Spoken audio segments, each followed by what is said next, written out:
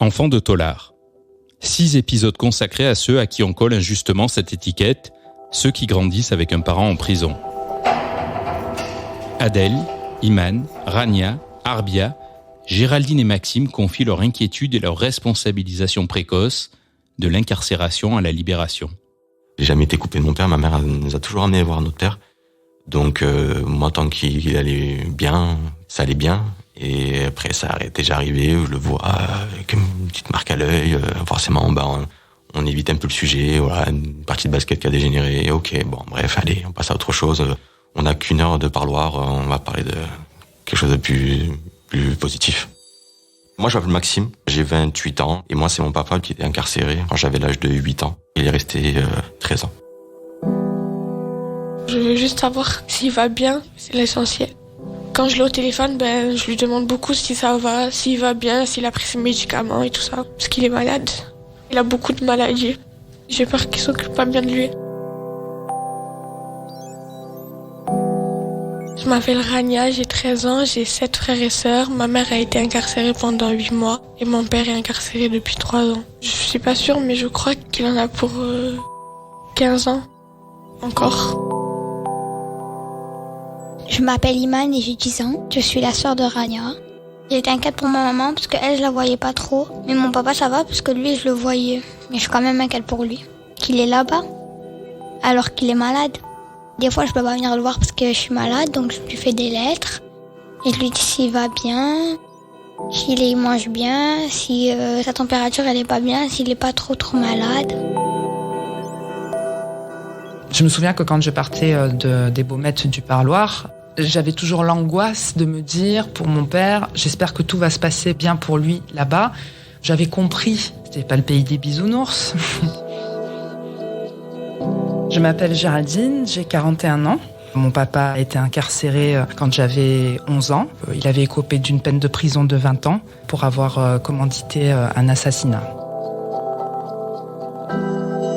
J'avais toujours cette culpabilité, je ressentais de la culpabilité. Je me souviens quand je sortais de la prison, là vraiment, qu'il y avait cette grande porte là comme ça qui claquait. Et je sentais l'air frais comme ça de l'extérieur et de me dire mais moi je suis là, je suis libre.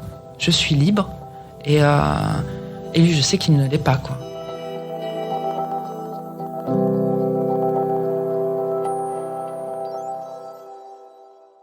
Un enfant en fin de visite qui repart et qui laisse son père ou sa mère en prison, c'est comme si l'action était inversée et que c'est un peu lui qui l'abandonnait. Donc on est sur des choses complexes à vivre, hein. Je pense pour un enfant, c'est lui qui est acteur de la relation à son parent, c'est lui qui vient en visite, en prison. C'est des mots qui pèsent leur poids. Je suis Florence Dubord-Père, directrice du Relais Enfants-Parents, psychologue de formation. Je suis Caroline Toureau, sociologue chargée d'études à l'Observatoire national de la protection de l'enfance. Les familles sont empreintes d'inquiétude vis-à-vis de ce qui se passe pour la personne qui est en détention, avec tout un ensemble de représentations sociales sur la vie en prison, empreinte de violence, de raquettes, de traumatisme. Et donc, du coup, il y a une crainte en permanence de ce qui peut arriver à la personne qui est en détention. Et ça aussi, ça fait que la prison, elle est là en permanence et au quotidien. C'est là qu'il y a tout un travail psychologique à faire à l'extérieur auprès des enfants. Comment ils vont pouvoir finalement faire leur vie et penser à eux. Je crois que il y a des parents qui ne demandent pas à leur enfant de venir toutes les semaines et qui disent va au foot, travaille bien à l'école. Voilà, c'est ceux qui sont, j'allais dire, les parents éducateurs, ils attirent pas leurs enfants toutes les semaines en visite. Sur les longues incarcérations, les parents éducateurs sont ceux qui laissent vivre leurs enfants dehors et qui leur disent sois heureux. C'est très douloureux ce que je dis, mais j'en connais des parents comme ça. Et c'est de la souffrance, mais c'est inévitable. La séparation, elle est là. Qu'est-ce qu'on en fait ? J'ai beaucoup d'admiration pour ces parents qui arrivent de détention, qui s'apprêtent le matin, qui se font beaux, qui prennent leur petit sac avec les goûters, les boissons pour les enfants dans le cadre de l'association. On peut les amener et qui arrivent et qui affichent un sourire et qui restent dignes et qui demandent aux enfants comment ils vont, qui jouent avec eux alors que c'est plus du tout leur univers. Et en fait, ils se préparent. J'avais entendu des enfants et des parents parler de part et d'autre. Chacun se prépare, c'est comme si on rentrait dans un stade, s'ils avaient vu cette image-là. Et c'est pas un match, mais on va préparer à se rencontrer. Qu'est-ce qu'on va se dire, qu'est-ce qu'on va pas se dire. Je parle pour les plus grands, mais de l'appréhension. Et il y a l'après. Alors les petits, quand ils prennent la voiture, en général, ils dorment. Les ados, il y a un temps après de redescendre, de laisser sa mère en prison. Et de l'autre côté, les parents, quand ils rentrent de la visite, il y a un moment de repli.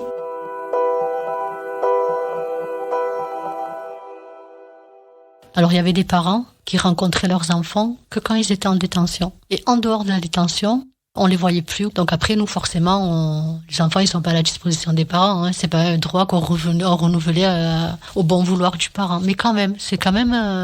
ça veut dire que même les enfants, des fois, ils nous disaient « Ah, ben ça va, d'accord, il veut me voir que quand il est en prison. » Je m'appelle Arbia. Je suis déjà intervenue dans le cadre d'accompagnement d'enfants dont les parents étaient incarcérés. Puis après, j'ai basculé en étant accompagnante de mon neveu et mes nièces en détention pour aller voir leur père, qui est mon frère. Il y a des enfants qui sont là-bas et ils n'ont pas envie d'y être, ils ont envie d'être à l'école. Moi, j'ai juste transposé un peu mon côté pro à mon côté perso. Mon neveu, par exemple, des fois, le dimanche, je prends une anecdote, j'allais, tu mets ton pantalon. Et en fait, il sautait, il descendait. Après, je disais, non, mais c'est pas qu'il veut pas le mettre, c'est qu'il a pas envie de te suivre. Et en fait, et tout ça, si j'avais pas su le faire, on aurait fait quoi? On forçait. Ma nièce, si elle m'aurait dit, moi, j'ai besoin de mon week-end pour faire j'aurais dit, ben non, tu feras tes devoirs. Alors qu'elle aurait fait un parloir, qu'il aurait un peu travaillé, vous voyez. Elle aurait planté son devoir le lundi. J'ai essayé de faire en sorte que mon neveu et mes nièces, quand ils avaient pas envie, ils avaient pas envie. Et quand ils étaient trop fatigués, ils étaient trop fatigués. Ou quand ils étaient en colère, ils étaient en colère. Quand c'était trop lourd, c'était trop lourd. Ou quand ils venaient et qu'ils avaient pas envie de parler, ou qu'ils avaient juste envie de faire le parloir 45 minutes assis à regarder mon frère, moi je faisais en sorte que ça soit pas grave. C'est pas grave. Voilà, c'est pas forcément des enfants qui auront fait au moins 8 ans, 7 ans, 10 ans de parloir. Pour nous, c'était pas envisageable. Ce qui était envisageable, c'était que justement, elles fassent leurs devoirs, elles voyagent, que le petit garçon il fasse son foot. On s'est dit non, c'est pas leur peine, c'est la peine de notre frère. Leur peine, c'est que pendant 12 années, elles le verront peut-être plus, en tout cas comme elles le veulent, et que pourvu que ces 12 années, elles en aient le moins de destruction possible. Ça reste artificiel, si on imagine. On accompagne un enfant 1h30 tous les 15 jours. Ça fait 3 heures par mois. Ça fait 36 heures par an si on n'a rien manqué. Donc parler de maintien des relations, dire à son enfant qu'il a fait quelque chose qu'il fallait pas, poser du cadre, poser des limites. Quand on le voit 1h30 par semaine, c'est compliqué. Donc il reste une artificialité forcée. Moi je pense que c'est vraiment c'est un maintien de la relation. Ça n'est pas un exercice parfait, ça n'est pas merveilleux, mais ça veut dire que ça permet, pour moi, à la sortie, que les choses puissent reprendre leur cours sans avoir été rompues. Je pense même parfois que le lien se fait pas du tout, en fait. C'est des liens très excités, c'est des bribes de relations, c'est des relations qui sont très fragmentées. Alors, je veux pas non plus idéaliser ce qui se passait auparavant. C'est la relation qui se passe au parloir avec le père incarcéré ou la mère incarcérée s'inscrit aussi dans une histoire familiale, et les liens étaient pas forcément non plus toujours très apaisés. Et il faut pas imaginer non plus que le parent incarcéré passait l'intégralité de son temps à accompagner l'enfant dans sa scolarité, dans ses activités, et était toujours particulièrement bienveillant, etc. Donc ça vient parfois abîmer des relations qui étaient déjà très fragiles et qui étaient déjà difficiles à établir. J'ai eu une chance inouïe. Ma mère a rencontré un compagnon, ils se sont installés ensemble quand j'avais à l'âge de 15 ans. Durant tout le temps de la fin de mon adolescence, et comme on s'entendait extrêmement bien et qu'on avait vraiment une énorme affection, et pour moi c'était mon beau-père, j'étais sa belle-fille, mais c'était presque... je vais pas dire un papa de substitution parce qu'on ne remplace jamais un parent, mais en tout cas, clairement, quelqu'un, un repère, une figure masculine positive. Quand j'ai commencé à arriver à l'âge adulte, à être confrontée à certaines, pour moi, problématiques émotionnelles dans ma vie émotionnelle sur lesquelles je butais. Donc il a fallu que je fasse un travail sur moi aussi. Quand j'ai commencé à démêler les fils, tirer le fil de la pelote, évidemment que la question après du père, du repère s'est présentée. Parce que quand j'étais plus petite, je crois que j'ai intégré un espèce de truc que va falloir t'en sortir toute seule, ma grande, en fait. La prison, l'incarcération d'un parent, ça fait mûrir très vite, comme les enfants qui se retrouvent accueillis en foyer ou en famille. D'un coup, on comprend bien. Mais il y a la résilience. Si l'endroit où ils passent leur quotidien, où ils mènent leurs activités est protecteur, ils ont toutes leurs chances. Après, comme d'autres situations de séparation, ça crée des modifications de rôle et de place, mais peut-être là, évidemment, encore plus fortement quand il s'agit d'incarcération. Il est assez fréquent d'entendre parler d'une parentification des enfants qui prennent la place de celui qui est parti, notamment quand il y a un fils aîné qui va finalement endosser un peu le rôle du père qui est parti. Alors à la fois vis-à-vis de ses frères et sœurs, mais parfois même vis-à-vis de sa maman. Il n'est pas rare d'entendre parfois des récits d'enfants qui viennent du coup même dans le lit prendre la place de celui qui n'est pas là, ou des enfants qui sont vraiment en soutien quotidien vis-à-vis de la mère avec laquelle ils vivent. Parfois parce que la mère, donc la compagne du détenu et la mère de l'enfant, ne parle pas ou n'écrit pas français, et que c'est l'enfant qui va du coup se charger de tout un ensemble de démarches administratives. Parce que il va aussi porter tout un ensemble de missions vis-à-vis de ses frères et sœurs, ce qui va provoquer des effets du coup du point de vue de sa scolarité, c'est-à-dire que l'enfant va être fatigué, va être concentré sur autre chose et va être confronté à des problèmes qui ne sont pas des problèmes d'enfant.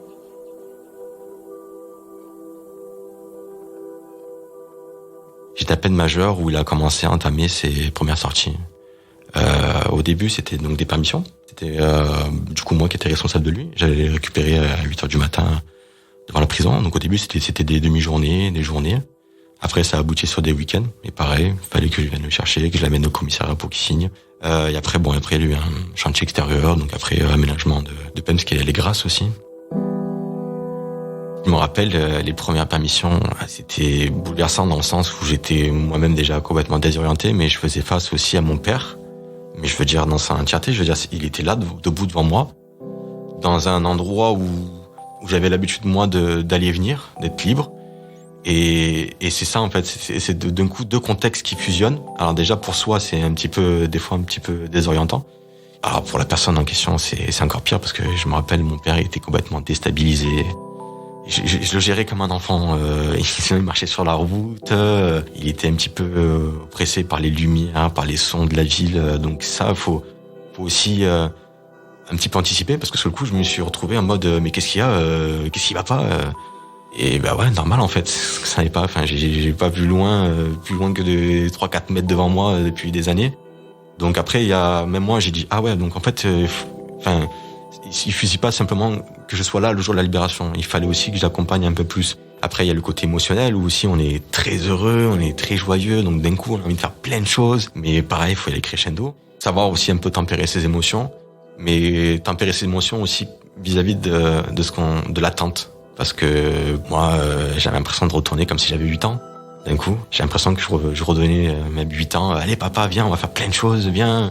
Et bon, il faut déjà que lui se retrouve, même avant de parler reconstruction, déjà de retrouver un peu ses esprits et trouver ses repères. Un truc tout bête, mon père entre en prison, c'était encore les francs. Donc première permission, je te montre un peu les pièces, les billets. Bon, il avait déjà vu, il savait ce que c'était un billet de 5 € par exemple, mais les avoir en main, tout ça, d'aller à la caisse, de se confronter au nouveau ticket, par exemple, c'est bête, c'est des choses du quotidien, justement, mais que même moi, sur le coup, le moment de liberté que j'ai eu avec mon père, ça m'a mis, waouh, je me suis dit, ah oui, quand même, mais moi, j'étais pas prêt, je veux dire, à devoir anticiper ça, pour lui, du moins, pour amortir, on va dire, un petit peu plus l'atterrissage. Mais moi, pour le coup, j'avais pas pris le recul nécessaire parce que je voulais à tout prix me l'accaparer. Et c'était pour moi l'ascenseur émotionnel, dans le sens où je dis attendez, mais j'ai attendu toutes ces années et au final, il est même pas à moi, mon papa.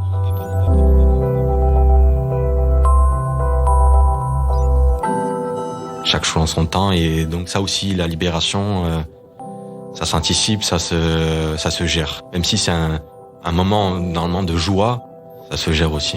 Enfin, en tout cas, à mon humble avis, ça se gère vraiment avec précaution.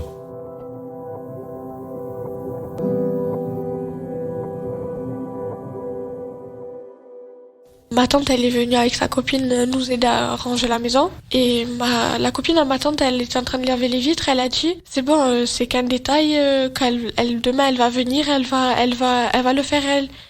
Moi, j'ai entendu, j'ai fait, comment ça, demain, tout ça? Après, elle m'a dit, mais non, tu as mal entendu, je fais, ah, d'accord. Et le soir, mon père, il m'avait appelé. Et lui, il peut pas se retenir de nous dire les choses, tout ça. Il m'a dit, demain, ta mère, elle va sortir. Et moi, j'étais contente. Et il y avait ma tante au salon, elle me regardait. Et moi, je faisais des signes comme quoi j'étais contente. Et j'ai attendu le lendemain. Le lendemain, j'avais l'école, je suis partie.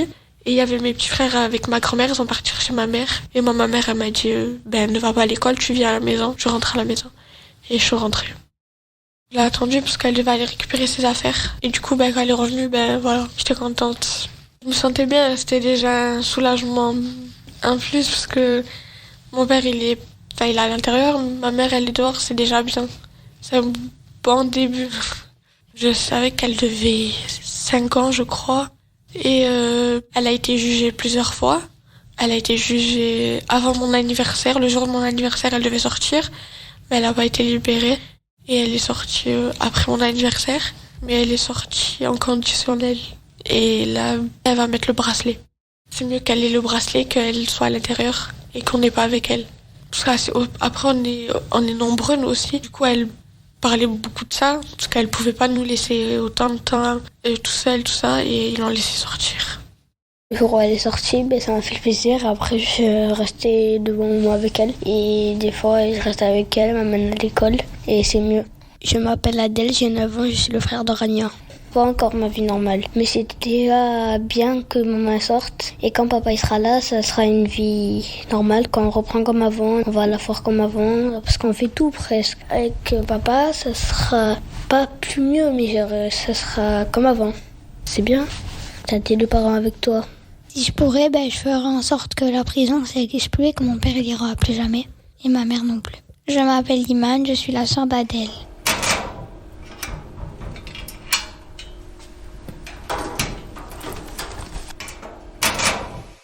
La sortie se fait progressivement. Il faut réapprendre à respirer, à ouvrir, à re-rentrer en relation avec les autres, à changer de code, parce que les codes de la détention, c'est des codes très durs.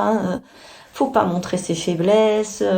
Il faut pas forcément parler de ses enfants à tout le monde. Il faut se méfier. Donc, quand la personne sort, elle est encore cabossée, handicapée. Quand on sort, on est déformé par tout ça. Si on y est resté longtemps, je parle pas des peines très courtes. C'est vraiment un temps de réadaptation. Et il y a un décalage entre les attentes de la famille dehors, les enfants qui ont grandi, qui ont pris des places dans la famille. Un père qui revient, il va avoir du mal à retrouver la place auprès de sa femme par rapport à son fils aîné, par exemple. On a chacun une place dans une famille et quand il y en a un qui s'enlève, la place est remplie par d'autres et s'il doit revenir, c'est compliqué. Quand il va sortir, il y a tout à reconstruire, il y a tout à faire.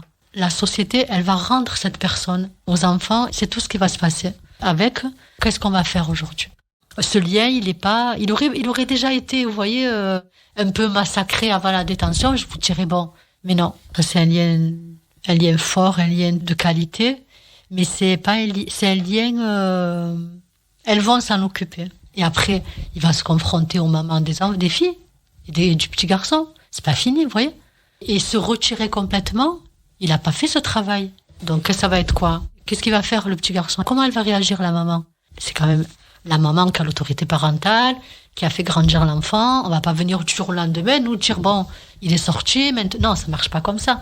Donc lui, le côté, voilà, le lien, etc., qu'est-ce qu'il va en faire? On n'est pas persuadé que ça va forcément bien se passer. Il est émietté. Vraiment, prenez une boîte de thon et vous voyez, quand vous mettez dans la salade, c'est ça, c'est le lien. Moi, j'espère juste que quand ils sont pas avec nous, etc., dans leur quotidien, l'image du père, on le broie pas plus que ce qu'on l'a broyé, et que même si on sait que c'est difficile, il faut laisser les enfants aussi se rendre compte d'eux-mêmes. Parce que c'est pareil, quand on a un enfant, je sais pas, moi, ton père, il est en prison parce qu'il a fait ça, donc il est ça. s'il se construit avec ça, il va toujours venir vérifier s'il est comme ça, voilà. Et à ce jour, de toute façon, il faut rien dire sur leur père de négatif, hein. Parce que c'est leur papa et puis lui, de toute façon, chaque fois qu'il nous parle, c'est de ses enfants et il y a que ça. L'avantage, c'est que du coup, ça a permis toutes ces années à ses enfants de se construire pour mieux le retrouver. Parce que sinon, on aurait perdu beaucoup de temps. C'est-à-dire que là, il va pas courir pour dire à son fils, faut que tu ailles à l'école. En gros, ce que je peux dire, c'est que les bases et les valeurs que ma mère, que mes parents, que la famille, qui lui, il aurait souhaité continuer avec nous, transmettre comme on le fait à notre manière, etc. Et c'est quand même là chez les enfants, donc il n'y a pas de... J'allais dire, non, il va pas avoir grand chose à faire, mais il va pouvoir passer à autre chose.